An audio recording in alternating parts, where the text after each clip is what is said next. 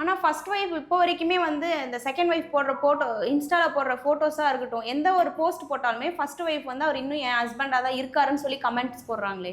அதாவது அவர் வந்து சும்மா மன்மதலியில பண்ணிக்கிட்டு இருக்காரே தவிர, அவர் இது வாழ்க்கை அப்படிங்கிறது தெரியல. அவர் வந்து இன்னும் டிவோர்ஸ் பண்ணலை. டிவோர்ஸ் நோட்டீஸ் கொடுத்துருக்காராங்கிறது கூட நமக்கு தெரியாது. அதை அந்த அம்மா சொல்லலை. இன்னும் நான் தான் மனைவி, அதுதான் உண்மை. இந்த அம்மா 2 செகண்டாக வந்திருக்காங்களே காஸ்டியூம் டிசைனரு, அவங்க சொல்கிறது பொய்.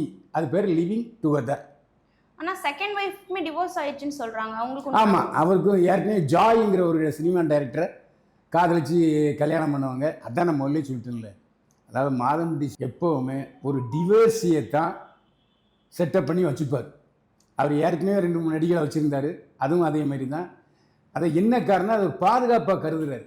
ஏன்னா டிவோர்ஸ் என்னாச்சுன்னா லிவிங் டுகெதர் வாழ்க்கை ஈஸியாக சம்மதிச்சிடுவாங்க அப்படின்ட்டு. அதனால் அவர் இதையும் லிவிங் டுகெதர் வாழ்க்கை தான் பண்ணிக்கிட்டு இருக்காரு தவிர, அவர் லீகலாக கல்யாணம் பண்ணிக்கல, செல்லாது.